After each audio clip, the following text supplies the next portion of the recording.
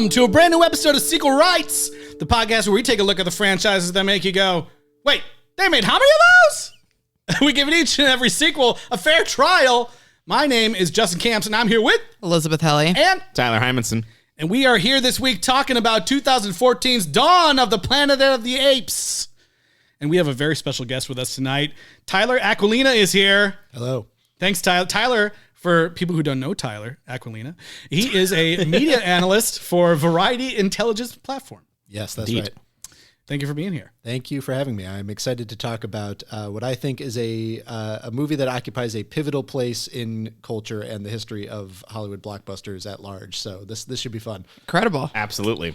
Now, we've got two Tylers on the podcast tonight, so just, be mindful. This is what Tyler Hymanson sounds like. Be mindful of when you say, Tyler, what do you think about that? Who are you talking to, okay? Right. We always defer to the guest here, so it's fine. That's right. Guest first. Or you could just point at me. That's right. Yeah. Like the Apes movies, we can make use of Oh, nonverbal yeah. cues. Oh, let's true. I don't know sign language, unfortunately.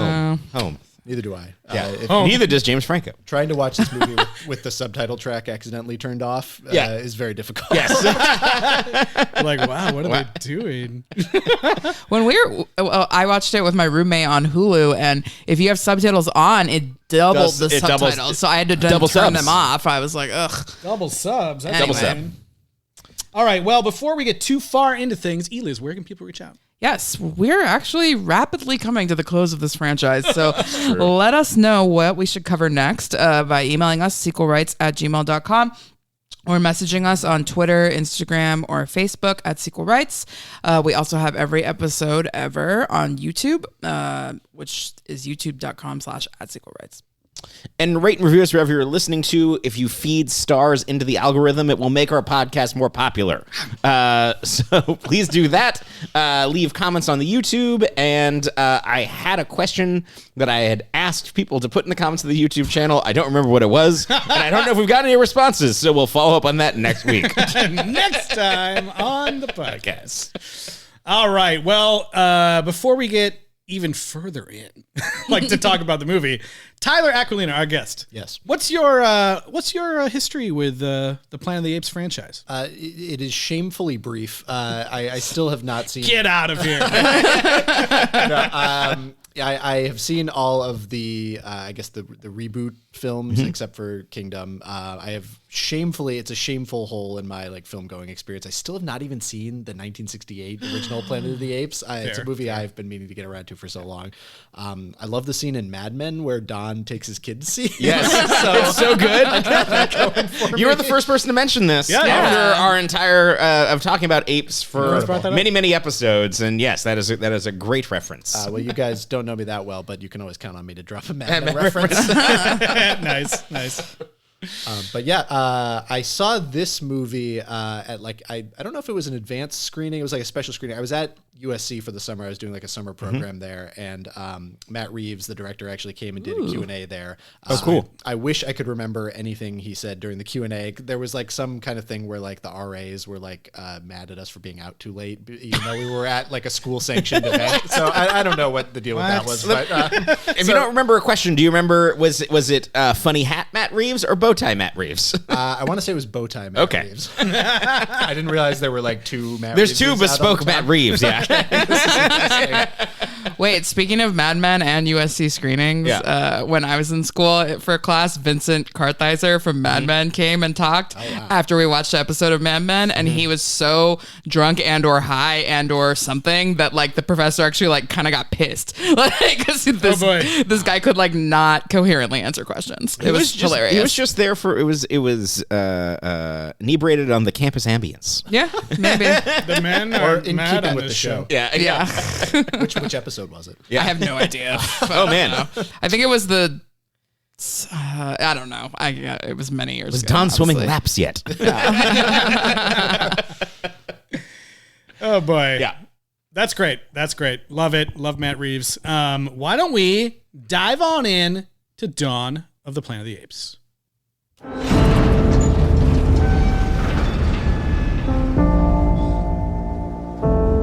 Apes do not want war.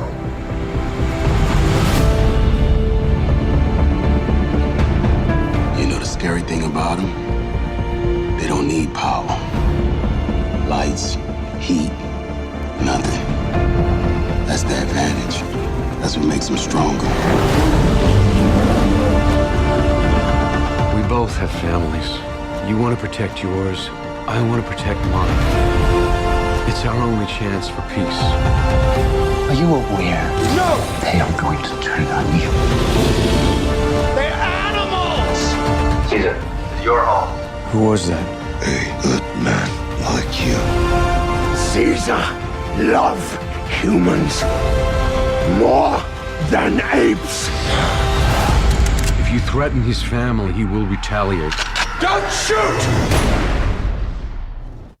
Woo! So It sounded pretty serious here. I was going to say, immediately this gets at something so interesting about the movie, which is that if you take out all the talk about apes from that trailer, it sounds like it could be the trailer for like Zero Dark 30 or something. Right, exactly. Yeah. Which is fascinating. Yes. This movie, it really... Can I start getting into the Yes. pennies Absolutely. Do not go in any order, Yeah. please. It belongs to really like this like post Dark Knight school of filmmaking, where it's like we need all our blockbusters to be very serious and very quote unquote grounded and realistic, even if they're dealing with talking monkeys, you know. So it really like. This movie, it kind of organizes itself around these very serious ideas, these very big ideas, and Reeves really would kind of continue to hone that in his next movie in the franchise, which basically almost turns into a Holocaust movie starring apes. Yeah. Which I find fascinating. Yes. Yeah, I think that the thing that I always describe this movie as is it's a from a post-production background, it is this kind of watershed moment where it feels like this smaller, intimate movie where there's scenes where it's just like two people in a room or you know, it feels like it's this John Carpenter movie that just so happens to have multi-million-dollar weather effects inside of it. And to me, that is one of the coolest things ever. This is probably in my top 10 favorite movies of all time. Wow. Like as we're really talking good. about It's things, really it is kind of a pinnacle of where motion cap technology comes in and where we're trying to do that on set for the first time. And I think that there are some things and some effects that in this movie will never be done better just because of the way that things are moving in the industry. And I think that there are so many amazing things to talk about. I understand why you chose that trailer, but I remember the teaser trailer, which is the one that was on Hulu before this, if this is where most of us watched it. I remember seeing it so many times in the theater, and it's the one that had like one or two bits, but it just started with, the close-up of Caesar's eyes, and then at the beginning of the movie with the slow pan out, and they're all in war paint, and then him, initiating the hunt at the beginning. Yeah. And I find that such a compelling piece of cinema that's so ballsy at that time of just like, we're going to start at a clip like, hey, remember Polar Express wasn't that long ago. we're gonna close up on the eyes and then zoom out. And it's just incredible. And also not possible unless you fire the goddamn money gun at this thing, which they did. And I'm happy about it. Yeah, this movie was crazy expensive. Yes, it was. And it's interesting too that you touched on this point about how intimate it is. I was shocked rewatching it because I hadn't seen this movie since it came out like about 10 years ago. Like there's the action doesn't kick in until like shockingly late in the movie, considering how much money this movie cost and how it was positioned as this huge thing. This giant blockbuster tentpole movie where it's like 2 hours of like quiet conversations and like building of family dynamics. Well, and there was like, when the movie came out, there was tons of articles and dialogue around how like there's no spoken words for the first 20 minutes or something in the movie. Lots of hand signals and sign language. That was a big thing that people like to talk about back then. That was a huge deal. Let me mention a little movie you might have heard of called Wall-E. Yeah, but that's for kids. That's a cartoon for kids. How dare you? Not a real movie. And it has a jaunty Broadway tune. So True. Jaunty Broadway tunes. That's accurate. It's another interesting thing though about especially how this movie starts. Like as you said, Right. It's this long stretch, like no, spoken dialogue. The apes are all like signing at each other. I remember that was fascinating. And we should jump back at some point and talk about like the very beginning of this movie. Yeah, because there's credits, right? Yes. Like Obama comes to tell us. Well, yeah, no, the very beginning of this movie is harder to watch now. Yes, I can't believe it. I thought it was kind of like intense and somber then, and now it's like really, it's too real. Yeah, it's too real. Well, it's one of those things where there's a point of it where, and sorry to be a bummer, but I did look this up where it was like, oh, like we predict this virus pandemic's going to kill 5 million to 150 million people. And I was like, well, like what did we just go through? And it's like, okay, so COVID killed 7 million. Yeah, cool. So like we just went through like this. Yeah, I thought all I could think about the whole time was like, oh, it probably would have been a lot easier for them to pull sound bites for this fake, pandemic that was happening. Yeah, the guy literally says like, if you have a cough, sore throat, it's like, stay home. And I was just they essentially use clips of Obama who was probably talking about like earthquake safety or something, and they make it sound like he's talking about make sure you have a plan for your family. Yeah. How to deal with the simian flu. Simian flu. It's really messed up too that they call it the simian flu because it does not come from the apes at all. It only comes from the original virus that James Franco created. If there's one thing humans are known at being great at, it's naming diseases. Yeah, for where they come from. Seriously. Yeah. Well, even then, it's like it was created in a lab. Like it's not even from them. Yeah. Like that's a line in this movie. Yep. Yeah.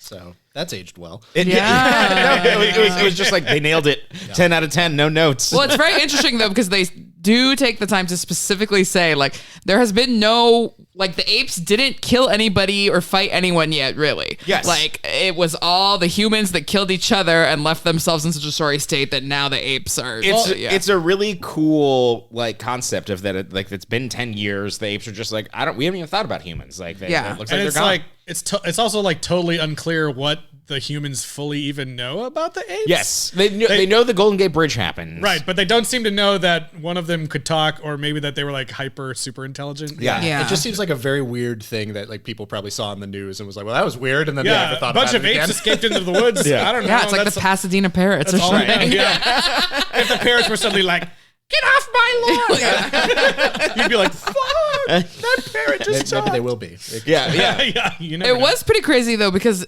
just going into it, I barely remembered because like I said, I watched this like in the middle of the night before I went to go see the next one, War with you.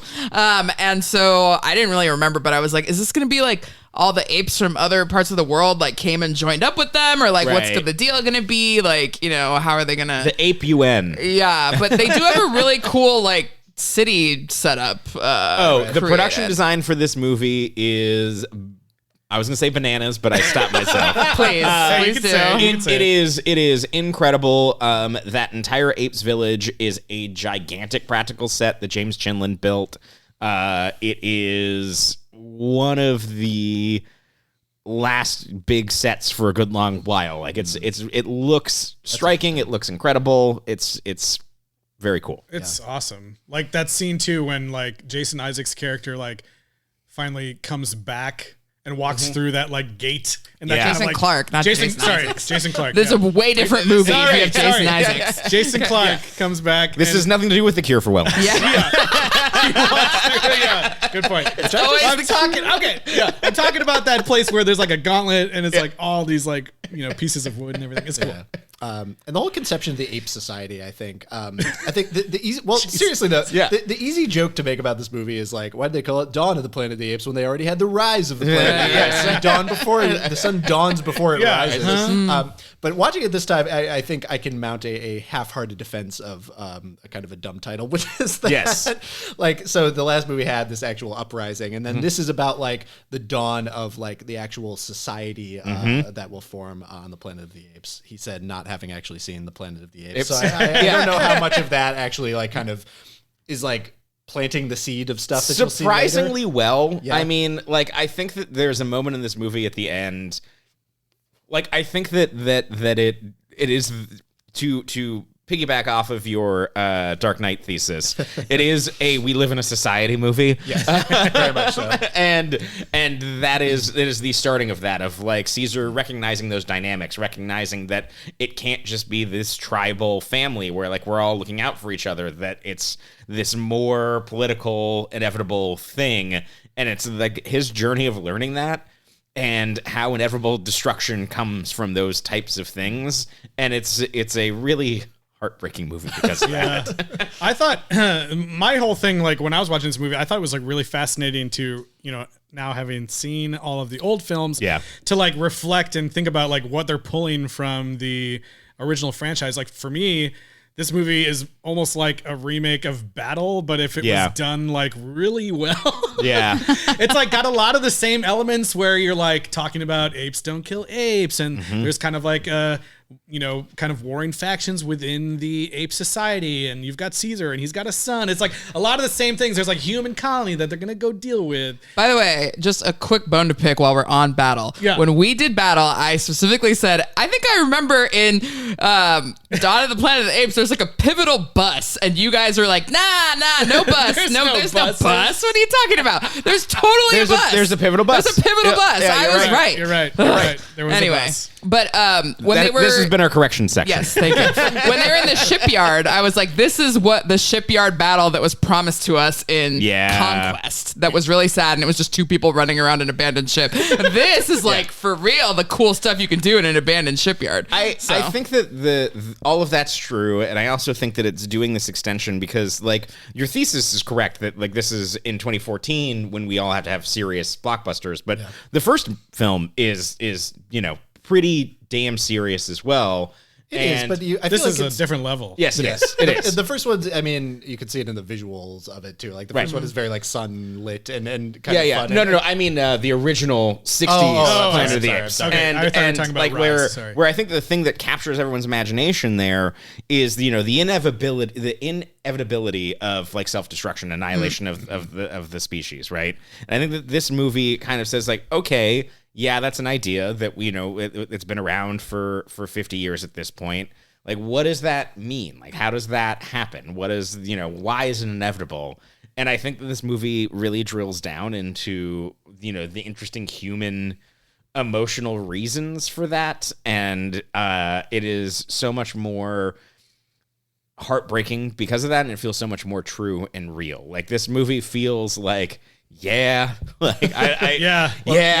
is a movie about like the worst parts of humanity and how that can infect even groups that try to live by the best ideals of humanity in a way. It really is like, it's not even quite post-apocalyptic. It's like mid-apocalyptic. It's mid-apocalyptic. We've seen so many like recent. I literally just finished watching Fallout, and I was listening to other podcasts where they were talking about this. But like the reason we didn't all come together in the real pandemic is because it didn't get bad enough, actually, as what we're seeing in these movies or whatever, like Last of Us or whatever, where things have gone way farther. This is like, things went pretty bad, but these humans in this movie are like soft as hell. It's like they're trying to get electricity and communication. I'm like, you don't need that. Like when the speech that was in the trailer of the guy being like, the scariest thing about them is that they don't need the electricity. They don't need that. And I'm like, I was yelling at the TV, like, neither do you. Like, should you needed the 76 gas station, right? Like, can you just survive? Like, you guys aren't even that bad off. You're like worrying about trying to get electricity. Like, worry about farming.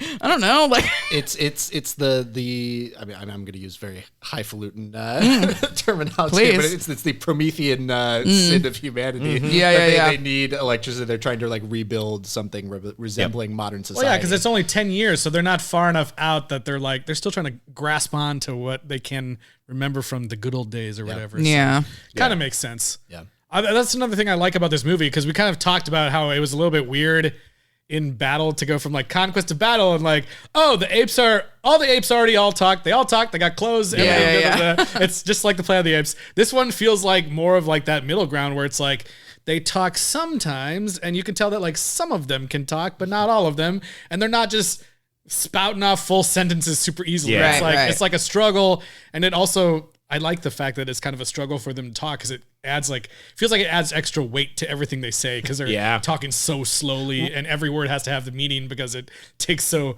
much energy for them to speech from the oppressed is a big thing in the first movie, and I think that keeping that weight going forward, like Koba doesn't speak until or Maurice like Koba, but like Koba's the first other ape that we hear like Yeah, for a lot of the movie, I thought Yeah. maybe only Caesar could still talk, Yes. and then I was like, okay, Koba was also dosed like multiple times. But then this goes to prove your theory from the last episode that it's not the dosing that made them able to talk; it was like the dosing and then the learning. Right. Because obviously the next generation, and then Maurice has picked it up. But like for Koba, you know, like his line of human work and like pointing to the scars in his body, human work. Like That's so Matt good, Reeves has delayed that. Like it is such an impactful. You feel that it takes effort. Like there's so much storytelling and world building just in the delivery of that line that is. I'm gonna nerd out about this movie. Well, and it's going to take a while because, like, this is another thing that we were saying last week is like, 90 to 95% of the apes in the colony are dumb. Like they were never dosed with the thing, So they either have to breed with someone who was, or just evolve and adapt. So I have so many questions about how their society works. I kind of wish the movie spent more time on that. Like, in my memory of this movie, that opening section, like before the humans come in, was a lot longer. It's really only like 10, 15 minutes by my count. And they get the plot going pretty quickly, which is too bad, honestly, because I do feel like the movie dips a little bit. Well, and I was just looking at the runtime for Kingdom. It's 20 minutes longer than this movie. And it's like, yes, it is. And it's like this movie is crazy. 210. Which I think is a fine runtime, but like I think it's too long. Yeah, I agree. But also you're saying that opening time.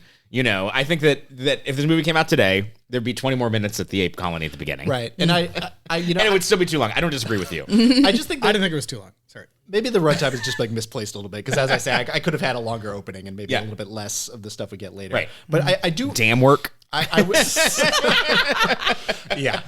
But I would love to know, like, in the development of this movie, like, how many conversations were had about, like, how much time can we spend with the apes, like, by themselves? Because it does feel like Reeves is kind of, like, pushing, like, how much can the apes, like, carry, and the mocap especially, like, carry the movie by themselves? Like, obviously, he would push that a lot further in War. And I think...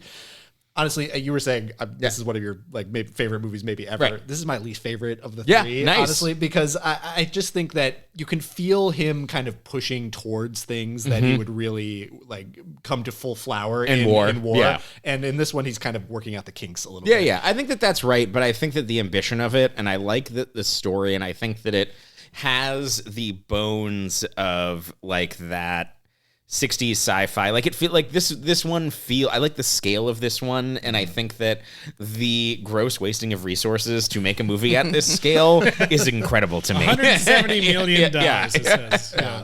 I mean, listen, those render farms do not come cheap. Yeah. I'm curious to, what you guys think of the fact that, like, as I was saying, this is very much a part of what I might call like the kind of the grimdark blockbuster phase. This movie came out in 2014. That was really a pivotal year in the like Hollywood history, because what was the biggest movie of that summer? It was Guardians of the Galaxy. And hard to recall now, but there was a time before that movie came out when people were like, I don't know, is this going to be like the thing that's just too far for too Marvel? weird. Like, It's gonna be too weird. Talking Yeah. raccoon, walking, talking tree. Like, are people going to be into that? Yeah. And then when that movie was such a success, it was officially like, okay, Marvel can turn anything into a hit. Right. Like, people will show up for everything. And then that really kind of moved the chains on like, okay, we can get back to sort of like goofier, funnier blockbusters now. We can get away from this kind of very serious milieu, if you will, that has kind of defined blockbuster filmmaking for the last several years. So that's honestly You're talking about Superman letting his dad die. Superman snapping somebody's neck. Yeah, all that kind of stuff. I mean, this movie feels very much of that school. Yeah, Man of Steel was just the year before. But done so much It really was. better. Well, that's the thing. It's like it plays better now, maybe than it even did at the time, because I think the self-seriousness sort of suits the movie because of this whole like idea of hard sci-fi and all the kind of concepts that it's juggling, like fit really well into that. And honestly, Matt Reeves is still kind of carrying the torch for that, like kind of like grim, dark, serious blockbuster filmmaking and doing it pretty well. I mean, I was just rewatching part of the Batman before this, and it's like, that movie does pretty well with Also ends at dawn. yeah. You're right. That is true. They drive off. Yeah. Hadn't thought about that. Yeah. But yeah, like, and then War, I think by the time you get to War, like that movie felt a little out of place in the cultural landscape because it was still like sort of not stuck, but like playing in this kind of sandbox of like the very serious, grounded blockbuster in a way. So that's my theory about where this movie fits into the kind of the pop cultural development. Absolutely. Speaking of pop culture, was the kid in this movie wearing a Game of Thrones t-shirt? Was he? I didn't even notice that. Cody Smith. Yeah, I don't know. I thought he was wearing like a Winterfell shirt. He was reading, But he was reading some. Tell us about this graphic novel. Okay, so he's reading Black Hole. My roommate was like, "That graphic novel sucks." Okay, so this is. I mean, so it was a big like popular graphic novel back in the day. Okay. It's Daniel Close. It's horny as hell. So when he was giving it to that, like it's like so. Yeah, so when he's getting to Maurice, I was like, don't give him that. So there are actually like keggers involved in this graphic novel. Yes. So basically, it's a graphic novel about a STD that causes mutations in teens. So like if you have sex, like that you can have, and some of the mutations are like cool, and some of the mutations are like horribly grotesque and weird and off-putting. I haven't read it since college, but like it's one of those things that was ever present at that time. Okay. I feel like it would have been cool to see that part of it in the movie Yeah. instead of just having him being like, I miss you. And the Okay, we got keggers. to this kegger. Like Yeah. hanging out. Yeah. And I was like, feel like that's a weird thing to explain to a monkey. I feel like the apes would have related to like the mutations Yeah. and all of that. Yeah. Perhaps. What else can we talk about? Okay, so the human people. Yes, Cody Smith McPhee is the only credited kid in this movie. I have nothing to tell you to check in with him on. Well, you know, he was he in- Paranorman, and then he just showed us all the power of the dog. Wasn't he in Let Me In? Was he the boy? Yeah, he Yes, was. he in was. it. Yeah. So yeah, So that's Matt it. Reeves had previously worked with him. That's Yes. probably- I wanted to find like Child on Shoulder and Dance Party, but he's not credited anymore. There's a lot of returning Matt Reeves all-stars in this movie. Yeah. We've got Gary Oldman, Kerry Russell, Jason Clarke. Not enough Kerry Russell. Not enough Kerry Russell. Never enough Kerry Russell. Unless No. you're watching The Ambassador. Well, what is this, mid-Americans or like pre-Americans? I think this is like right around the time America. I think maybe Okay. the first Did that season. start in like 2013, I want to say? Maybe. But anyways, I feel like society didn't like fully appreciate everything she could do yet because more- she's not in yeah. this movie enough. It's more Kerry Russell than Mission Impossible 3. But. Right. Sure. And more than Star Wars. Yeah. If you remember that Kerry Russell was in a Star Wars. Yeah. But Oh, wow. I totally forgot. I know. Her I face try to is in it forget. for 2 seconds. Yeah. 2 seconds. Anyway, but yeah, she's there. Jason Clarke, who I don't know, was the last thing I saw him in. I think he had Winchester. sex with Helen Mirren a whole bunch.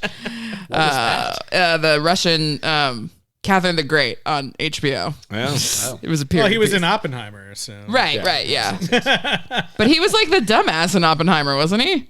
I don't even remember. There's too many. Didn't he? Is he the guy who got owned by Too many Emily white Blunt? dudes. Yeah. Too many white dudes. in there. yeah. Right. Anyway, yeah, another white guy in Oppenheimer. This was during his 15 minutes when he was like all over the place. Yeah. Yeah.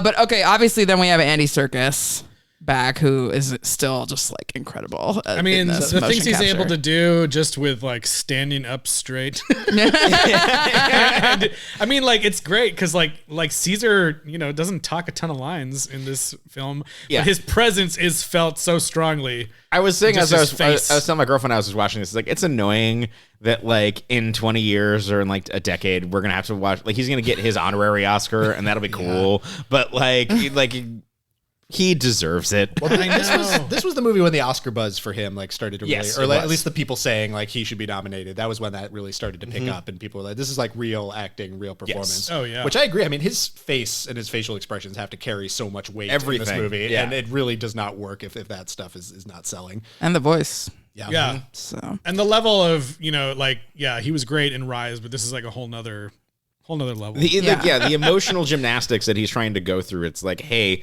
so you need to communicate the entire tragedy of lucidity and understanding and having a society on your face right now, and then go beat somebody up on a skyscraper, please. I would say my big criticism of this movie is almost that like they don't rely on that enough. Like I think that he does a good job carrying like the arc of like, okay, so I'm burdened with leadership and I have to figure out like what it is to be a leader in a time of crisis.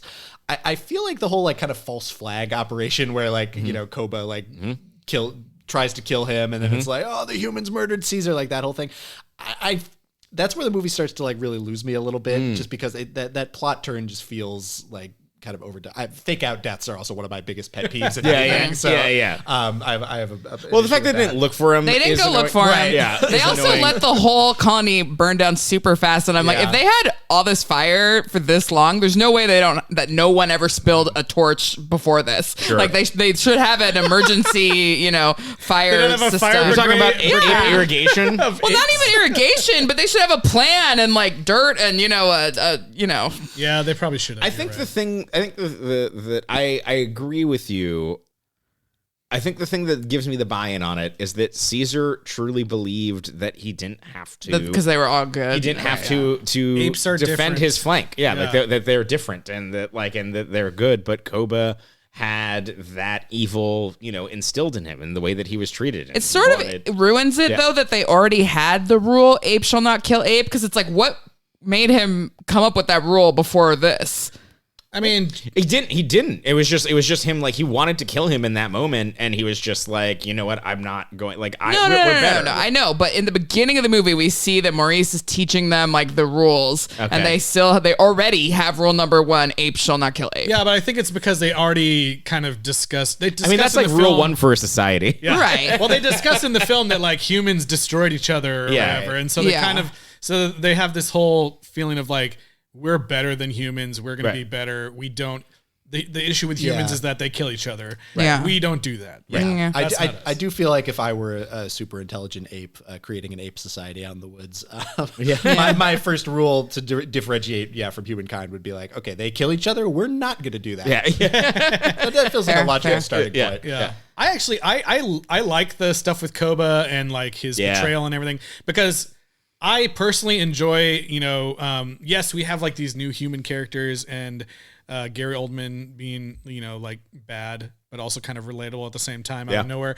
But I really like that. Like, I feel like we see so many of these franchises where it'll just be like, we've got Caesar, but also now there's all these new random apes that we don't know, and there's an evil ape that came out of nowhere. Yeah. And I love that it's like It's Koba. We've still got Rocket. Yes, we've got like some kids, but it's like the kid of Rocket and the kid of Caesar. So it's like we're working with characters we already know, and if you're going to throw in a random ape in there, it better be played by Steve Zahn. That's right, exactly. It's like that off the bat is like a step up above from so many sequels that we saw. I was like, I watched this whole movie and I was absolutely floored, like when the credits that Judy Greer? Koba, well, no, Judy Greer, but that Koba was Toby Kebbell, because I just barely finished watching however many seasons of fucking Servant on Apple TV Plus, and he is literally the worst. Which now I'm like, maybe he's a genius, because I just thought he was a horrible piece of shit the entire time. So I was like, he was acting like a piece of shit, but maybe he's actually cool, because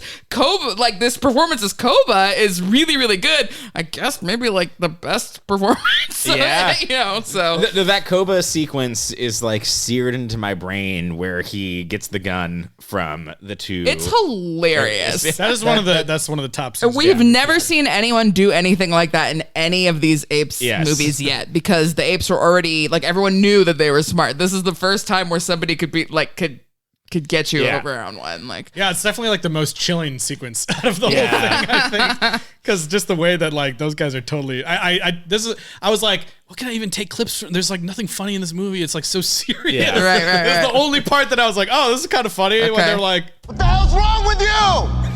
I thought we told you to go home!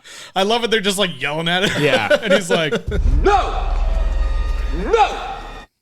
I mean, it's not even. don't say no. So I think that maybe this is a good time to talk a little bit about like the insanity of how this movie was made, right? So Terry Notary is there. Most of this is shot in person, and they just shot it with the mocap, and then someone had to roto every goddamn time. Ape on a horse, roto. Reflections in the water, roto. Like they shot everything there. But this sequence was really just three people, interacting. They shot most of it with him. They did some clean plate without him, so it's just the actors reacting. And it kind of has this layering of everything that makes mocap work as a post-production tool, but also all the drawbacks and challenges of that. And it just, like I said earlier, you have to fire the money gun at this shit, but I do think that you get the reason that scene works and is so memorable is the reactions that you get from those actors, and you can tell that like it is all about that interactivity. Like, I don't think it's a scene that works with traditional animation if it's not mocap with an actor there in place and all that working. And the cost of that is extremely high, but I think that it is an incredible sequence. Well, yeah, because you don't get to see there's that one feels the most like, just because he's like sitting there and like they're having fun for a second, it feels like, oh man, yeah, that Koba's like totally right there. There's a bunch of other scenes with, the humans that are up at the dam and whatever, but they're all kind of like very, standing around doing talking or whatever. So this is the one where it's like, feels like they're hanging out, they're buds, and then, obviously things take a turn, but it's just like, it's cool the way you're describing how they put together. It is every tool in the tool chest. It's every technique, and it's done masterfully. It works. Yeah. Well, again, it feels like a proof of concept for like what a lot of the stuff you would do in war. Where it's just like blending these two worlds together and making it feel all of a piece. Like, and I kind of wish more of the movie were like that. It is just kind of a nicely contained set piece that functions very well and kind of as you say, brings all the elements of the movie together in this really cool way. Also, like, not for nothing, just kind of a perfect one scene encapsulation of like the themes of the movie. Yeah. In a way, it's like, oh, he gets the gun and what does he do? He immediately starts killing people. This is the second time I'll reference Prometheus, but it's like the kind of Promethean fire that the apes get is like guns that allow them to start, acting more like humans and waging war and all Michael this stuff. Fassbender should be in this. You're right. Okay, I'm realizing now that's a reference to the movie Prometheus. But, rather than the classical myth that I'm trying to invoke. But yeah, no, I find all that stuff fascinating. And then and the action sequences in this movie also very well done. Yeah. Reeves is also very good at what my friend likes to call splash pages, which is just these kind of single image that you could like put on a comic book on like one of those big, huge two-page spreads. You get a lot of those in the Batman, obviously. Yes. The one here that really comes to mind is like when the apes are like marching all the people out, and you get that ape like sitting on the flagpole with the American flag. Or it's Koba like riding through the fire with the double guns. It's like, that's almost straight out of the Batman of him going through the flames too. And I'm like, absolutely, do it every movie, Matt Reeves. Like, he's very good at taking advantage of the big canvas that he gets in a way that not every blockbuster filmmaker absolutely is. It is funny that we were talking about in the last film the symbol of the stained glass window, and we're like, it almost reminds us of the Fireflies. And I forgot that that's a thing that happens in this movie. It comes back. Yeah. I know that's a good sequel thing to talk about. We absolutely. Some direct references to the Rise of the Planet of the Apes. I almost said the original film, but yeah, Rise of the Planet of the Apes this time. And I feel like done incredibly tastefully well. Yeah. Like going back to the house, although if power is a big thing, if Gary Oldman's looking at his family for the first time on the iPad, that mini DV cam recorder, that like Sony makes a hell of a battery, I guess. But maybe no one's turned it on for 10 years. Power extended there too? Sure. From the dam? Maybe. Oh, yeah, maybe. Yeah, I don't know. That's my But again, like that bullshit doesn't matter. I'm just making a joke. But no, I think it's cool that they need a safe place to go. That's where they go, and I'm sure they just like, I don't know, like they didn't want to do it, but it would have been so bad if like elderly James Franco or something had been there being like, Caesar, like he was hiding there. or something, or anything, but like his bones are just there. Right, yeah. But we don't even see like a tape of him being like, if you ever come see this, I died from the virus or whatever. I love it. Like, you just like forget it. Yeah. He's gone. He's not here. Yeah, talk about tasteful and respectful. James Franco's only in this movie for like 5 seconds. Yeah. As little as we could possibly use of him. And probably B-roll from the previous film. Yeah, it was. Yeah. Yeah, I like that kind of like nostalgic return trip to the house there. It adds like extra like I don't think I ever got to the point where I was like, oh, he's actually gonna die in this one or anything, but like it adds extra weight to like him thinking maybe he's about to die and like reflecting on his life and the connection with humans. It's also putting him back to a place of innocence of like like that this was not complicated. This was not things that were thrust upon me. And then, okay, I have to make this choice. Like, I think that there is something really insane about this movie that is not, of how much Batman we're talking about around this movie is also very funny. Where it's sandwiched between two Batmans, the Batman and the Dark Knight. And we've got Gary Oldman. And Gary Oldman as well. Is when, don't forget Batfleck, by the way. Just 2 years after this movie. Yep. Yeah, Caesar's mother's name was also Martha. Oh my God. No, it wasn't. It was Bright Eyes. Martha. His choice to like, I love in this movie, there's a few moments that I think that are like big sci-fi, like metaphor ideas. And I think one of them is his choice to kill Koba. And I think that like there's the weight of, he doesn't want to do it. He doesn't believe in it, but he knows he can't lead. He takes that moment to look around and be like, okay, I have to I need to gain power, and I will do this in order to do that. And I think that the fact that is clear and that scene works is fucking crazy. Well, the fact that it was getting to that point, and I was like, oh, he's not gonna kill Koba. He's gonna do the Disney villain thing where he extends his hand, and then Koba tries to hit him, and then he falls to his death or whatever. But then I was like, when he actually did it, I was like, no, he really did it. And I think that's what happened in battle also. That's what I'm saying. Right? It's like the same. There's a lot of the same stuff. It was so similar to battle because it's like Yes. the two guys up in the tree, and this is like the first death, sin. This is the official, Caesar, Caesar's gonna kill this guy. Yeah. Because it went to. even further. And Koba does kill Ash. Yeah. That was crazy. Koba doesn't kill Caesar's son in this one, but Koba kills Rocket's son. Yeah. And again, like the things you take for granted in this movie, the fact that Koba, like two CG characters, dragging one of them up the stairs and then throwing them over a balcony to murder them, elicits gasps and like deep emotion, is not something that an executive, when they approved this movie, believed would be possible. And it's so emotional when Blue Eyes tells Caesar about it happening. Yes. Because in the moment he's like so shocked but when he has to explain to Caesar what happened and he starts crying, it's so it's like that's a human teenager kid crying. It doesn't look like, I don't think we've seen any of them like come to tears like that in until this, but just about that next generation, because I was kind of like, how old are these like kids supposed to be? So I was like looking it up because they seem the same size pretty much as the adults. They don't seem that much smaller. So I guess chimps get to the adult size by the time they are 9 or 10, which would make sense. Right. For this, 10 years have passed. Oh wow, but it takes that long? Yeah. So, but to be full sized, but then they don't really they're not, they're barely starting like puberty, even though they are the same size at this point. So he wouldn't be like, going for the lady apes or trying to like have kids yet or anything like that. So he's essentially like a 12 or 13-year-old in our human society speak, which is pretty crazy because they do have him out there like doing, crazy stuff. He's fighting a bear. He's then got to lead the resistance to the resistance in order to, defeat Koba or whatever. But yeah, these are actually like really young kids. So Koba killed like a 12-year-old kid that hasn't gone through puberty yet in front of everybody, which is just insane. I think the actor Nick Thurston and obviously the animators and everything that goes into Blue Eyes, I think they did a great job of like conveying, he's kind of got these wide eyes. Like there's so many scenes where you see him just kind of like looking on like what's happening, and you get a real sense of like he's just kind of going with the flow and that naivete and doesn't really know what's happening. And I agree, that scene. You're gonna play the soul of a society, child. Yeah. Oh wow, yeah, he was not prepared for that. and then even when you realize you've done wrong, it's too late. So let me hit you with this.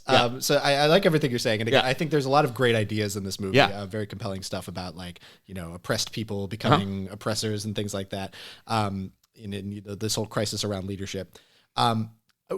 Do you not think it would be just like a little bit stronger if like you got more of a sense of Koba kind of fomenting like dissent within the ape society, if like there was like, other apes who were more skeptical of like trusting humans? Cause it's like, there's that whole conversation between Caesar and Maurice, the orangutan early on, where Maurice is like, well, I only knew humans' bad side. I didn't know them like you. I didn't see their goodness. And I feel like that thread kind of ends up going a little unexplored. Cause again, Koba's very representative of like, I only knew the bad side of humans, and I think that there are other apes who would probably like feel that way, and he could like rally them to his cause, and there could be like a real like ideological split like within the ape community, which sounds like such a crazy thing to say. I realize. All the ones who are smart enough to even be thinking on that level politically are all loyal to Caesar, because he freed them. Koba apes. kind of freed he kind of freed Koba, but not in the same way he freed the people that were the terrifying reality of this is that they feel attacked, and they feel scared, and like humans were not something they thought about for 10 years. Right. And the fact that it's like these people are coming to kill your children and take your home, the quickness of people being like, yep, like I'm going to go with that person is historically true. Well, and Koba, even in the last film, already was kind of like, Yes. Caesar had to be like, don't kill that dude. Stop this. Yeah. Well, Rocket in the beginning, He does, yes. Rocket is sort of like, I don't know, Koba sounds pretty good. I like what he's saying, but fuck no, I'm not betraying Caesar. Like, Well, Caesar's everything to me. Like there's like this movie has a thing where Rocket's son was shot by these people and he saves that guy. Yeah. Like it is they're demonstrating them being better. Yeah. And it is how fragile that is. Right. And I think that I agree with you. Like that's a thing that I think feels more true, but I think that there's something chilling about how it's like, nope, mob mentality, like we're gonna go to war and kill everybody. Yeah. I just think there's a big difference between like I was already smart and Caesar let me out of my cage. True. As opposed to I was dumb, I was abused by Draco Malfoy, and Caesar made me smart and let me out of my cage. Like that's gonna make even more loyalty, than But I like to go back to Rocket saving them. Like it's one of those things that's just so it makes what happens so emotionally more devastating to me. Yeah. So you're talking about Rocket saving the humans, or Rocket when the dam implosion, he saves like he excavates Chilean miners the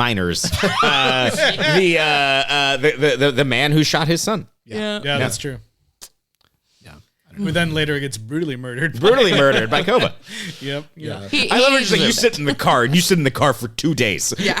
I did love like some of the early sequences, like when the humans first come back in the car and it's like raining. I was like, oh man, this has some great like Jurassic Park vibes. They're like, nobody get out of the car, do not move. Like I'm gonna go by myself, and I'm like, that. This is like bringing back.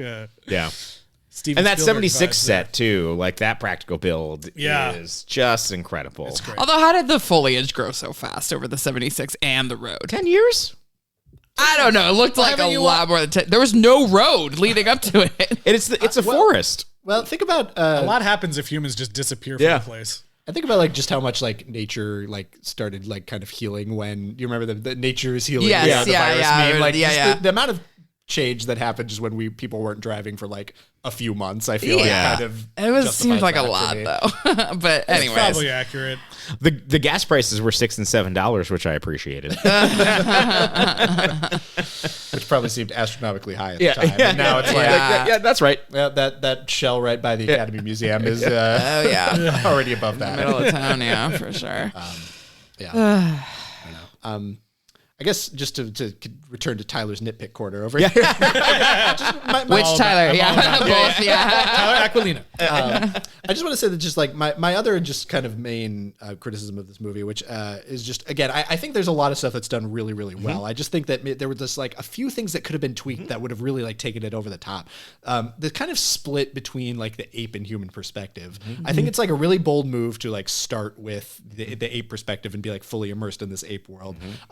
But the way the movie orients itself later, like kind of around the human's perspective, I feel like results in this kind of weirdly bifurcated movie where it's like not fully in the apes or the human's perspective. So it kind of has to juggle. I think that's both, right. And it doesn't quite pull that off. And I almost feel like, I don't know, for the story that it kind of ultimately ends up telling, like maybe going with the human perspective would have resulted in maybe a slightly stronger, dramatically. I completely agree with you, but I, for one, love the scene of Jason Clarke retreating into shadow at the end of that. And that works for me. And I think that like it is like oh, here's the balance. Like we're gonna make that equal, and it does feel imbalanced. Like it's kind of a less quality movie. It's a less clear movie, but like to have that handoff and be like, okay, yeah, we're fucked. Like, which I know, but like war doesn't necessarily do that, but just having that shot work. Like I love at the end them just being like, I thought we had a chance. Yeah. Like, I thought we did too. Yeah, that was good. That hits pretty hard. It hits real hard. When he calls them friends and everything, I was like, oh, and thinking of that as, if you're thinking of that in the context of they blew it up, we destroyed ourselves. And it's like, that's the moment. It's like, yeah, we destroyed ourselves. Could we have stopped it? I thought we could have, but we can't. Yeah. I just feel like maybe that would hit even just a little bit better if you had like a scene where like the humans were kind of, I don't know, reminiscing or like you felt the weight of kind of what they had lost a little bit more. Because I don't know, as it stands, it is juxtaposed with like the kind of the building up of the ape society. And I feel like the loss of the ape society is really kind of what you end up mourning in this movie of like just this piece. It's the loss of innocence for them. Yeah, I think that I completely agree with that. And something that I really love about this movie, and it feels really true, is Jason Clarke's character when they are talking about Kerry Russell's like, oh, there's like this and the conflict. And he's like, I don't give a shit about any of that. I don't care about any of that at all. It's like, my son saw like some horrible bullshit over the past 10 years. I'm going to make sure he never sees anything like that again. And I think that like there is a place for monolithic, closed off like motivators in that way that can be good. And like this is his Batman, story right there. But I think that I really enjoyed but the movie kind of does deal with that in a weird way where, there's that moment where I forget the character's name, but he's being like, well, don't you hate the apes? Like they infected everybody. Yeah, you like, lost your wife. You lost your daughter. And Yeah. like the their kid, their shared child at this point is like, I didn't realize you had a daughter. Yeah. And Kerry Russell's like, but I got you and your father. And it's like, that only works if you're experiencing these people as people who've gone through 10 years of trauma at this point and have gained something from that. And they're already past some of that stuff. And I just feel like it feels weird. It does feel weird, and like it especially feels weird because, as Liz, you were saying, like Kerry Russell doesn't have very much to do with this movie. I think that there is something like She that still you're has a getting CDC at card. where I don't know that I can come up with the best suggestion or put my finger on it because I'm obviously not an amazing screenwriter, but like. There's just something off with the balance between the humans and the apes and the human-ape relationships and how much time we're getting with everybody. There's just something like slightly off that makes me feel like I'm missing a little bit of what I want. And for me, it's easy to say like, it's just that I want more Kerry Russell, but there's just something, there's something in the balance between ape and human time and character time that we're getting that is just not quite optimal. I think that the way that you can pinpoint that is it's Jason Clarke and Gary Oldman showdown where he shows up and it's like they just have this whole trust sequence where Caesar's going up and he's having this heroic thing, and like Jason Clarke's choice in this is not to explain like, hey, like there's a super intelligent leader or whatever. Like he just picks up a gun and like he does a really bad job of explaining. It justifies a very dope cut in the movie where he's like, he's up there and he's like, who? And then it's like Caesar like rising out of the crowd and walking up, which like don't care. Like that's dope as shit. But the when it goes to Gary Oldman just like grabbing it and then blowing it up, and then that just becomes like justification for like adding 10% to the set piece, and we don't really see anybody else dying or consequences to that. I think that payoff doesn't build to the place where you'd like it to, and I think that is where that imbalance comes from. At the same time, I'm like, yeah, we just built that whole thing up so that there'd be a cool explosion during the third act, and I'm cool with that. I like that, like, the stakes are so dire at that moment that like he can't even explain correctly. Yes, no, I don't disagree. He's like, you can't blow this up. He's up there, and he's just like, who's up there? Like, and you can't even like, how could he even explain? You asked him to explain that. Like, how could he even? It's like it's the only chance for pease between two societies. So like Gary Oldman cannot even fathom what the fuck he's even talking about. I love, it's like another difference between battle. Like when they see Caesar on a fucking CCTV, they're like, oh, that's Caesar. Oh my God. Yeah. This one, they hear, him talk and they're just like, they don't even know that the whole thing was led by a hyper intelligent. Right. That information seems to have not gotten out into the public. Right. Yeah. And even when Gary Oldman hears about it, he's like, yeah, no, you didn't see that. He's like yeah. Brian Cox was probably trying to tell people, and it was like no one listened to him. Yeah. I mean, it was great that it was great that we get to get that scene of like all these human reactions to like him talking when it comes well, and I will say that the pipeline to breaking down the walls to full enslavement of an encampment is pretty quick. Koba had all that policy ready to go. You're a friend of mine, Michael Giacchino. So what we have, Patrick Doyle was the first one, and I think his is just like basic serious movie action thing, and it was epic. But I I don't know this. I did not read into this, but I feel like Michael Giacchino was like, I want to bring back some of the goofiness from the Goldsmith and from the original because there are some cues that I was like, what? Like, they were really wacky. I love the traveling, the kind of like evil travel thing. Well, he loves to travel. Well, he's just, what's the one from Lost? Is it called Just Traveling? I think it's just called Traveling. Yeah. It's called Take a Hike or something. Yeah. Something like that. Yep. I know. Yeah. Okay. But like, I just feel like for any listeners in Hawaii, get us that record. Yeah. I just feel like he's just so good at themes in general, like creating memorable themes or like putting the time into like creating distinctive themes for like, adventure or like the kind of like regal heroism of Caesar and the emotional stuff.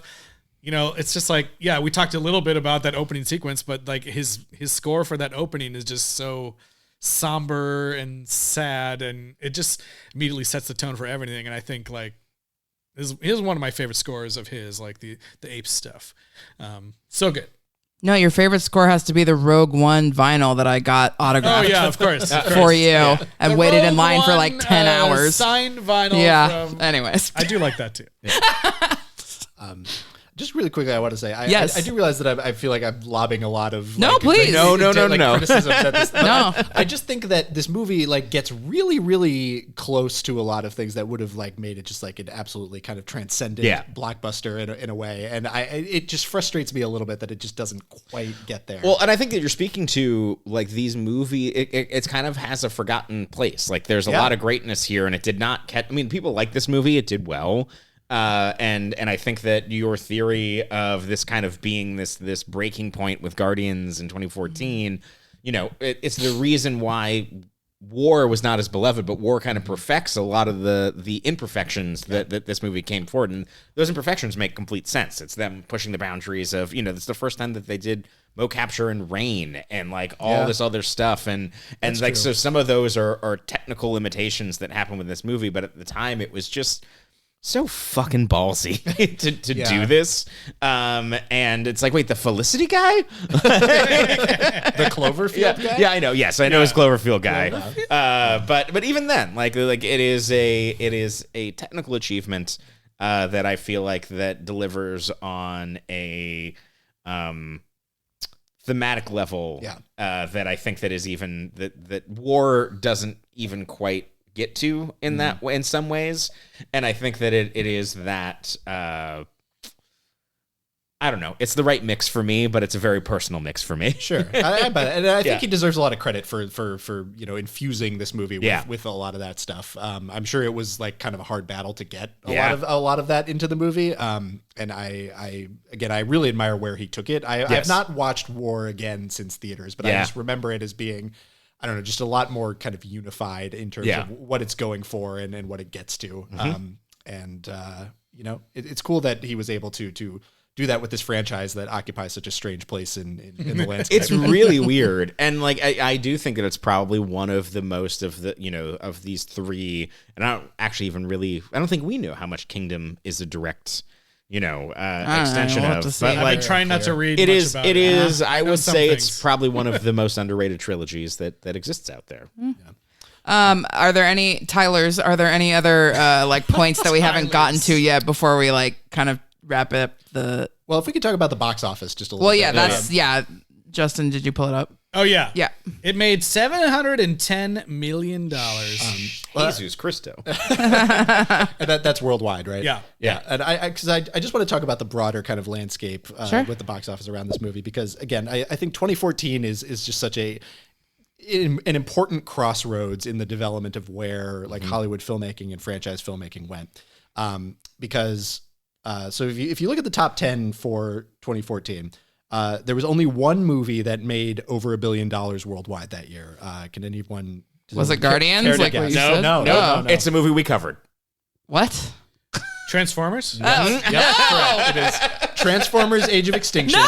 That one. 1.1 Oh, that billion one right up worldwide. there? Yeah, that one right there. The vinyl record up on my wall. Oh, the dinosaur one? Oh Yeah. my god. That is the Hey, one. see, it was still It was Tucci. It was still That's popping why. off. It was It was Tucci. popping off. Tucci. The touch of the Tooch. Yeah. So that's Sorry, that's a blank check thing. I love the Tooch. Yeah, I just want to get that on the record. Number 2 is The Hobbit: Battle of the Five Armies. Oh no. Is that the second or the third one? That's the third the third one. Okay. Yeah, which somehow made $960 million worldwide, reaching back to kind of an earlier franchise, earlier period of filmmaking. Can you imagine being Weta and being like making that and then making this in the same year? That's fucking Frame nuts. rates, man. Yeah, Those frame hobbits. rates. Just real quick, I want to shout out Lindsay Ellis, the YouTuber or video essayist, did a great series on the Hobbit movies a few years back. I encourage everyone to go back and watch that. Gets a lot of what made those movies kind of go off the rails. So coming in at number 3 is Guardians of the Galaxy, $770 million worldwide. Now that movie made around $300 million domestic. Okay. Now this is a period where the highest grossing movie of the year at the domestic box office could top out at $300 million. Just for comparison's sake, I believe Barbie made like well over 600 million just in the domestic market last year. So you get a sense of just how much the box office has changed from over the last 10 years from looking at these numbers. Number 4 is Maleficent, kind of the movie that really started like the Disney live action remake juggernaut. 5, you got The Hunger Games Mockingjay Part 1. 6, X-Men Days of Future Past. Ooh, boy. 7, Oh my God. Captain America the Winter Soldier. 8, Dawn of the Planet of the Apes. 9, The Amazing Spider-Man 2, and 10 is Interstellar. So just by looking at the top 10 of 2014 in terms of worldwide box office, it's a really fascinating like cross-section of these franchises that would kind of get left behind, and then also just like the properties that would define like the next decade of Hollywood. I mean, you've got Christopher Nolan, a franchise unto himself, right at the bottom there. The failed Sony Spider-Man franchise, the MCU occupying 2 spots on the list. Which, by the way, Winter Soldier was kind of Marvel's attempt to do like the grimdark blockbuster in a way. I'm shocked that, I mean, not really, because everyone loves Guardians and Guardians is actually fun, but I'm so surprised that Winter Soldier is so much lower than Guardians because the way people talk about that movie is like, you know, it's the second coming. But so that's just really funny. Yeah. And so within that, you know, you have Transformers. I mean, obviously there was a new one of those last year, right? Yeah. Better than that one. I believe it. Yeah. Like I was saying, like the Disney Maleficent kind of kicking off Disney's period of like, well, we're going to reach back to our history and like kind of mine our animated movies for live action IP.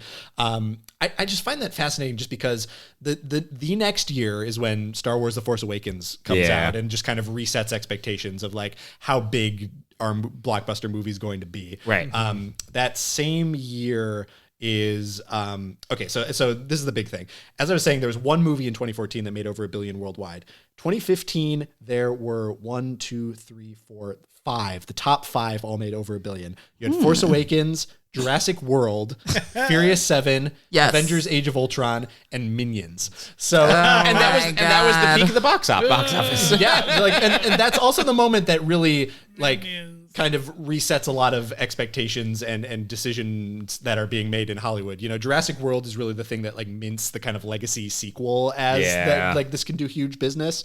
You know, you have the Fast and Furious. I feel that one is a little bit of a fluke though because of Paul Walker's death. That was the one right after. Yeah. Like I don't think it would have been as high had it just been. I mean, just look what happened to Fast Ed. Right. I mean, that's very true. But it is like that is the movie that convinces them to like kind of extend the franchise further and really kind of build it into the juggernaut that it is now. So I don't know. I just find that fascinating. And, and it's also just like the year before Dawn in 2013, you had movies like Wolf of Wall Street and American Hustle that were like getting over $100 million worldwide, and like adult dramas. That type of movie is just very quickly going to fade away, right? Just in unless it's Christopher Nolan. Well, right, exactly right. So I don't know. I think 2014, if you're studying kind of the history of Hollywood, like that, you can really home in on that year as this kind of tipping point in a way, which I just find really interesting. Well, and like this Apes and the X-Men and, you know, whatever else was Fox at the time is now all under the same Disney. So you have it all consolidating under like way less studios as well. Yeah. So this Kingdom will be the first one on since the acquisition. Yeah. Be interesting. Also illustrates like, I think at the time when Dawn came out, there was still this idea of like, you can kind of hand control of your franchise to like this a kind of quote unquote auteur director. Like, Reeves turns in this movie and it's immediately like, okay, he's got the next one. His full creative vision will be like unlocked there. And now with Kingdom of the Planet of the Apes, it's like, okay, we're handing this off to a new director. And it's like, it feels like the IP is the star. Edgar Wright's about to be fired from Ant-Man. No, exactly right. Yeah. Yep. Fascinating time in the history of movies. Okay, so rating system. I would, you know what, Eliz? How many referential buses would you give to Dawn of the Planet of the Apes? I'm actually, I think last week I said 8, but I'm just gonna. You said ape. Ape, yes. I'm gonna stay at 8 for because I know you guys were saying you like this one even better, but I think for me, I just like both of them, and it's kind of the same because there is still like something. This movie's great, but I really like the other one too, and this one, there is still something I feel like that is off, and it might just do be +1 for lack of James Franco. No, I mean, I don't know because yes, James Franco is James Franco and is inescapable, right? But you heard it here first. I really, really like the relationship between him and Caesar. Yes, and there is nothing like that in this one. True. Like even Jason Clarke does not get as much time, or none of the humans get as good of a connection with any ape. Hey, Jason Clarke allegedly loves his son. Yeah, so In theory. He says a few lines to indicate I just that. think there's no relationship, but between the most interesting relationship is between Caesar and Koba, and then maybe Blue Eyes, but we don't really get to see much between Caesar and his wife. We don't get to see a lot with Kerry Russell. So for me, not to always be me, but I feel like it is missing the female and also This movie people does of pass color the Bechdel perspective. test. Yeah, it definitely does not. Even if you consider if you consider Kerry Russell's whispered and words Judy to Judy Greer. but I think they're still basically dealing with the baby and Caesar. Sure. So it's whatever. Right. So yes, no Bechdel test, even if you consider Judy Greer human. But I do. Canonically. Of course, yeah. Which I don't even know, what is her character's name. It's Cornelia. It's Cornelia. Was that? I don't think they actually said it though. No, I think that's all just yeah. IMDb gathering. I don't think they talk about it. It's probably credited as Cornelia. Yeah. So It You makes could sense say when she said, "Say goodbye to these." It makes sense since all the apes are still all together. It's the same apes. It makes sense as Cornelia. It is interesting. This is just a weird tidbit of some of the behind the scenes where Matt Reeves very much tried to no, she needs to look feminine. And, right. Let's put a little necklace. She has longer hair or whatever, and and what people talk about it was one of the hardest designs to crack, and it's well, you're telling on yourself, dudes. Right. At least they didn't go full Helen Bonham Carter. Yeah, true. So anyways, there is still a little bit of something missing for me that I feel like the other movie had, but then I feel like this one, has a lot of the action and the ape to ape drama that we didn't get as much of last time. So I'm going to stay at 8. I'm gonna give this 10. Whoa. I'm gonna go for 10. I'm going right to 10. 10 super important buses that we totally forgot about. Yeah. That was the most important scene in the entire Yeah. Poor Maurice chained up in that bus. Did we even talk about that scene? I don't know. No, we didn't. Other than for me to Whole demand. giant battle sequence We skipped over it. with a fucking tank and everything. It's a splash page. To your point, it absolutely is. I love this movie. I think it's great. I just love the immediate dive into this darker tone. For me, I know you, Tyler, you said that the film feels a little long for you. I just felt like watching this, I feel like there's not even a moment wasted. I'm just I know there's more coming. It is a long movie, and you think watching it oh wow, this still has to happen, this still has to happen. But I enjoy it the whole time, and it feels like it flows well for me. But well, it's interesting. If you're talking about rhythms of movies, this is getting very into the weeds, but 2 hours, 10 minutes is one of the weirdest running times you can have because it's perched weirdly between the kind of the tightness 90. of a 2 hour movie or a 90-minute movie and just the kind of breathing space of a 2.5 hour movie. And I just feel often it serves neither master well, because it's not quite tight enough and it doesn't have quite enough room to breathe. I think that is factual. That's fair. I mean, there are exceptions that prove the rule. Uncut Gems is like 215, so I don't know. Just for me, like, this is all Caesar's movie. I couldn't care less about the humans too much. Even during the movie, I was like, I want to hate them so much, but like I do think like even just that one scene, even with Gary Oldman crying about his kids, is like pretty powerful and goes like, okay, fine. I don't totally hate the humans. I get where they're coming from. They have lost a lot. I would probably cry, and I was like, that's a pretty well done scene. It's like it communicates your point in a short emotional moment. Anyways, I just think it's great. The action's great. Michael Giacchino on board. I love him. Love this movie. Very strong. Andy Serkis is the best. Yes. I'm also going to go 10 referential pluses. I think that all of Tyler's insights in the movie are entirely thoughtful and correct and not any way detracting from my enjoyment from this film. that's good. And I think that it is. I think that for me it is a little bit of that clunkiness. It's a little bit of the boldness that maybe we're lingering too much on the apes. Maybe we're leaning too much into the technology. Maybe there's so much timidness, and maybe there's a little bit more humanity because of that. But I really love the idea. I think this movie accurately captures the social inertia that leads to mutually assured destruction. And I think that is the thing that this franchise has captured the imagination of everybody with to begin with. Like, that is that image of the Empire, of the Statue of Liberty.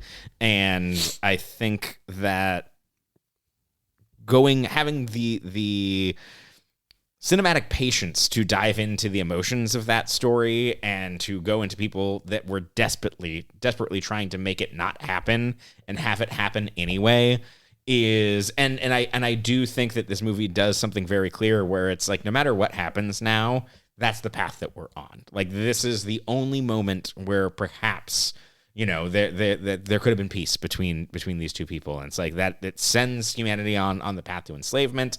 It sends the world, the world hasn't been blown up at this point, right?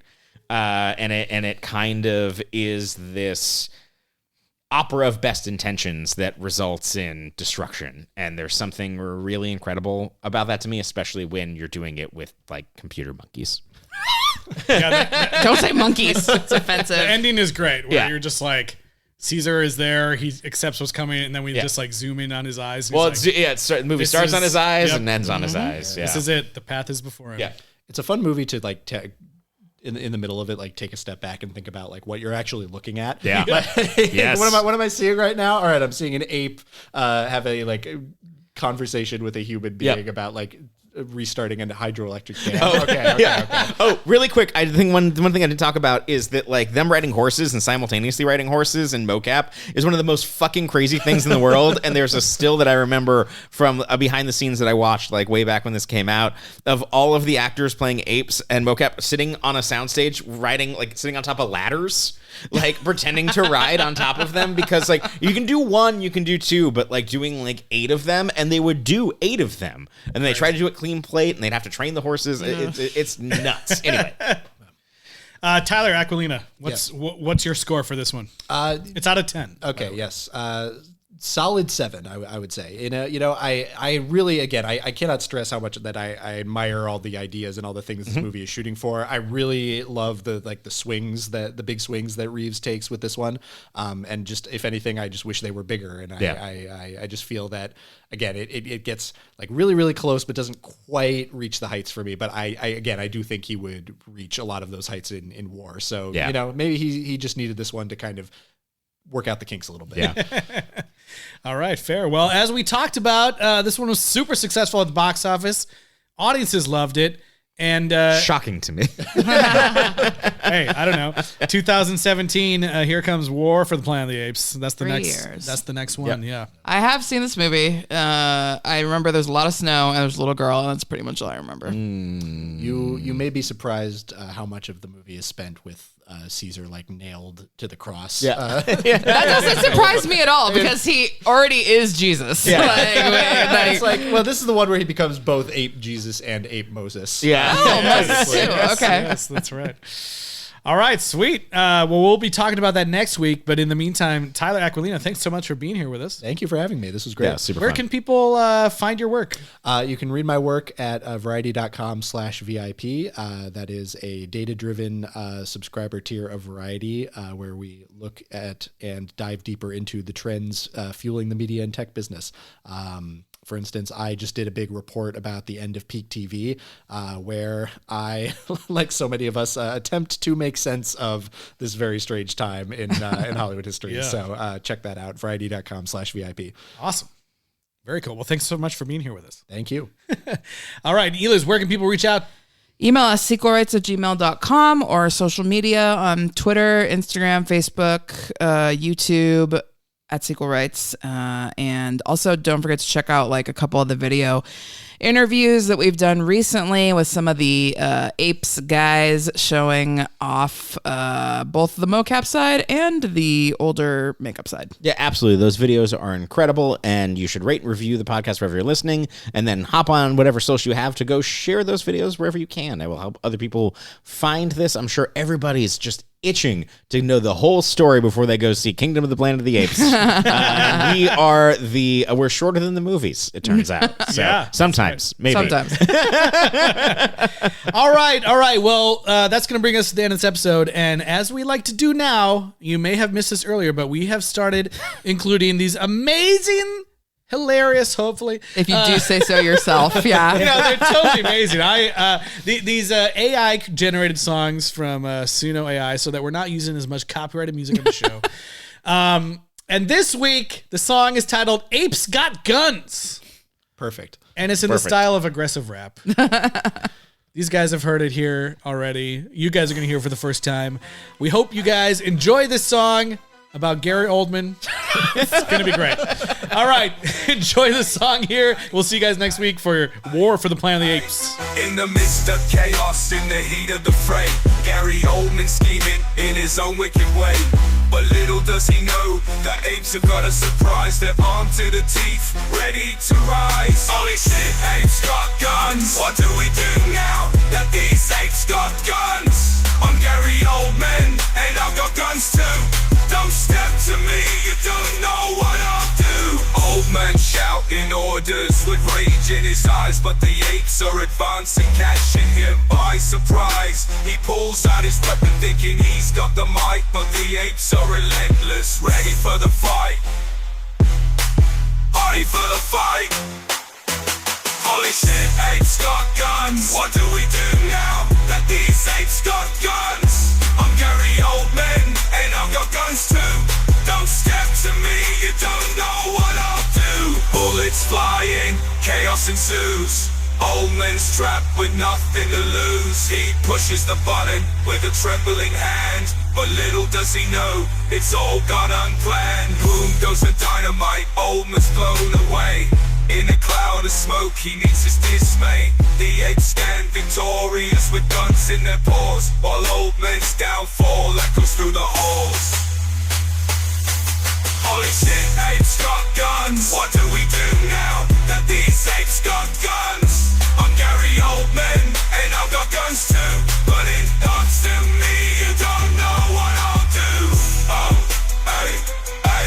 Holy shit, apes got guns.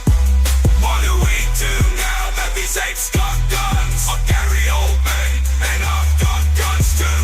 But, holy shit, I still can't believe they had guns. They were riding horses, shooting off guns with the banner dual-wielding guns against Gary Oldman. Gary thought that was scary and blew south to Kingdom Come.